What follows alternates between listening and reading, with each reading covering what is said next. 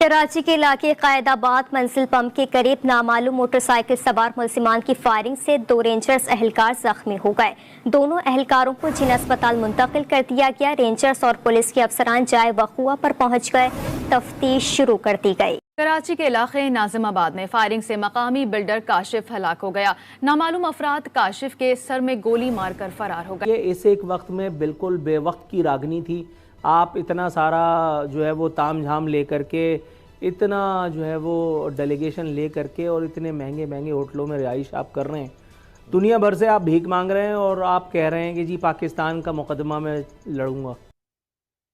लेकिन उन लोगों ने क्या किया है, इस वक्त अमेरिका के अंदर हर बड़ी जो फॉर्च्यून 500 कंपनी है उसका सीईओ इंडियन बैठा है। अब वो हर चीज चाइना से सारी इंडस्ट्री उठा के ले जाना चाहता है भारत में। इसके इब्तिदाई बयान के मुताबिक सवालात खड़े कर दिए गए हैं। SBCA टीम के साथ बिल्डर्स की मौजूदगी के मामले की ताहाल तहकीकात नहीं की गई है। तफसीलात जानते हैं इस रिपोर्ट में। बिल्डर काशिफ के सरेआम कत्ल ने कई सवालात खड़े कर दिए। बिल्डर SBCA की टीम के साथ करने क्या गया था? बाद में बिल्डर का कत्ल वजह दुश्मनी या कुछ और, गुत्थी सुलझ न सकी। बिल्डर काशिफ और लल्लू को नाज़िमाबाद नंबर 2 पर मौत के घाट उतारा गया। नामालूम मुलजिमान ने काशिफ के सर में गोली मारी। पुलिस ने इब्तिदाई तफ्तीश में वाक़े को जाती झगड़ा करार दे दिया। पुलिस जराये के मुताबिक इलाके की एक बिल्डिंग पर तनाज़ा चल रहा था। कराची के इलाके कायदाबाद मंजिल पंप के करीब नामालूम मोटरसाइकिल सवार मुलजिमान की फायरिंग से 2 रेंजर्स एहलकार जख्मी हो गए।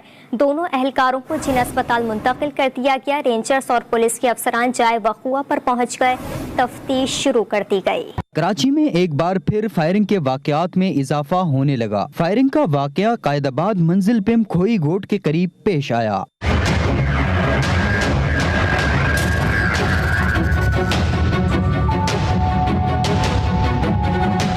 SSP मलिर इरफान बहादुर के मुताबिक रेंजर एहलकार मलिर में चेकिंग कर रहे थे। मोटरसाइकिल पर सवार 2 नौजवानों को रेंजर्स एहलकारों ने रुकने का इशारा किया कि ना रोकने के बजाय मुलजिमान फरार हो गए। बरतानिया में बहुत सी कंट्रोवर्सीज चली, लेकिन अमेरिका में वो महंगे तरीन होटल्स में ठहरे हैं और जितने भी उनके साथ लोग हैं महंगे तरीन होटल्स के महंगे तरीन कमरों में ठहरे हैं।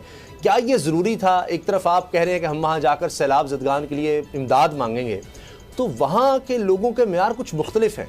वहाँ वो सवाल किए जाते हैं। मैं भी देख रहा था कि वहाँ जो अब बादशाह बन गए, जो प्रिंस हुआ करते प्रिंस चार्ल्स, अब किंग चार्ल्स, उनसे वो जब लोग मिल रहे थे किंग बनने के बाद, तो उनसे किसी ने कहा कि ये जो आपकी परेड हो रही है सारा हमारे टैक्स से पैसा जा रहा है जो हम। मैं थोड़ा सा आपसे ये पूछना चाहूँगा, भाई कौन सा ऐसा वज़ीर आज़म था जो वहाँ जाकर के फुटपाथ पे सोया है? किसी की तस्वीर आपने देखी है? कोई वीडियो आप मुझे हवाला कर दे सकते हैं? इसमें तो कोई दो राय नहीं है कि ये जो लोग हैं जो इस वक्त इक़्तिदार में हैं, ख़ास तौर पे शरीफ टब्बर, ये जो है वो रॉयल फैमिली समझी जाती है। इसमें तो कोई दो राय नहीं है। हम टैक्स दे रहे हैं। पूछा जा रहा है, अब सब ये सवाल करें कि कश्मीर का मसला शंघाई ताउन तंजीम में ज़ाहिर इलाकाई तंजीम है, तो वहाँ पर उसकी कोई बात तो हो सकती थी। उसको बिल्कुल ही नज़रअंदाज कर दिया। किसी मुलाकात में कहीं कोई किसी स्टेटमेंट में, चले नरेंद्र मोदी का खौफ था अगर, तो किसी और से जब बात कर रहे थे उसमें तो डिस्कशन हो सकती थी। देखिए, मुझे लगता है कि अक़वाम मुत्तहिदा में बात करेंगे इसलिए करेंगे कि इसमें दबाव बहुत बढ़ चुका है। जो इन्होंने अभी कश्मीर का जिक्र नहीं किया था, तो अब अक़वाम मुत्तहिदा में तो उनको करना पड़ेगा। ये ज़मीनी, अल्लाह अकबर, मैं अब बड़ा सख्त जुमला इस्तेमाल करने वाला हूँ लेकिन कर ही देता हूँ, ये ज़मीनी फ़िरौन समझे जाते हैं। इसमें तो कोई दो राय नहीं है कि ये इस एक वक्त में बिल्कुल बेवक्त की रागनी थी। आप इतना सारा जो है वो ताम झाम ले करके, इतना जो है वो डेलीगेशन ले करके और इतने महंगे महंगे होटलों में रिहाइश आप कर रहे हैं। दुनिया भर से आप भीख मांग रहे हैं और आप कह रहे हैं कि जी पाकिस्तान का मुकदमा मैं लड़ूंगा। बात यहाँ तक तो आपकी बिल्कुल दुरुस्त है, लेकिन मेरे भाई ये पाकिस्तानी, ये लानतज़दा जो जमहूरियत हम पे मुसल्लत है ना, ये इसी के फ्यूज़ व बरक़ात हैं जो मैं आपको डे 1 से बताता चला आ रहा हूँ, लेकिन आप हैं कि मान के नहीं देते। भाई मेरे पाकिस्तान में कौन सा जमहूरी डाकू ऐसा आपने देखा था कि जो फर्श पे सोता था? कौन सा डाकू आपने पाकिस्तान में जमहूरी ऐसा पाया है कि जो 80 या 120 गज के घर से निकला हो और 80 या 120 गज के घर में रह रहा हो इस एक वक्त में? पहले दिन कह चुका हूँ, एक की बेटी दूसरे के घर, दूसरे का भाई तीसरे की बहन से ब्याह हुआ है।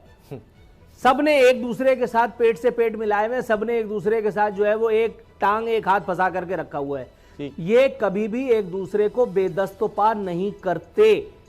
पाकिस्तान में सियासत का बुनियादी उसूल ये है कि एक गोशा, एक दरवाजा, एक खिड़की, एक रोशनदान खुला रखो, बिल्कुल दबा करके मत मार देना, क्योंकि अगली दफा जब उसका जोर चलेगा तो फिर तुम्हारे साथ क्या कुछ होगा।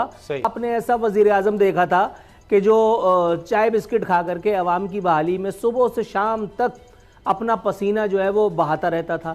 भाई ये एक से बढ़ के एक नादिर और नायाब नमूने हैं मेरे भाई। ये सिर्फ ये है कि उसका वाला चोर बुरा है, मेरा वाला चोर हाजी है। इस वक्त भी जो एहतसाब के नाम पर कार्रवाइयां हो रही हैं, हर दूसरे दिन अखबारात आप उठा के देख लें, पंजाब इनके खिलाफ एफआईआर काट रहा है, ये उसके खिलाफ एफआईआर। कि रूस मुझे तेल देना चाहता था, रूस मुझे गंदम देना चाहता था, मैं ला के गरीब लोगों की मदद करना चाहता था। शहबाज शरीफ साहब एससीओ में गए, उन्होंने भी वापस आकर कहा कि हाँ जी रशिया हमें तेल देना चाहता है, हमें बात, लेकिन आप किस चीज से लेंगे? आपके पास पैसे मौजूद हैं? आप जहां से तेल लेते हैं डेफर्ड पेमेंट्स पे लेते हैं खान साहब। आप सऊदी अरेबिया के जाके मिन्नतें तरले करके डेफर्ड पेमेंट पे तेल लेते हैं वहां से। उन्होंने रूस से तेल लिया रुपयों में, not in dollars, not in उनके रूबल्स, रुपयों में तेल लिया।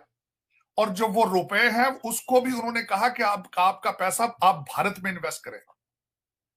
दिस वाज द एक्सचेंज कि हम ना सिर्फ आपसे तेल लेंगे रुपयों में, और रुपया भी आपको हम देंगे नहीं, वो भारत में रहेगा और भारत की इंडस्ट्री में आप प्रोडक्ट्स में आप इन्वेस्ट करेंगे। And Russia agreed on it. लेकिन उन लोगों ने क्या किया है, इस वक्त अमेरिका के अंदर हर बड़ी जो फॉर्च्यून 500 कंपनी है उसका सीईओ इंडियन बैठा है। अब वो हर चीज चाइना से सारी इंडस्ट्री उठा के ले जाना चाहता है भारत।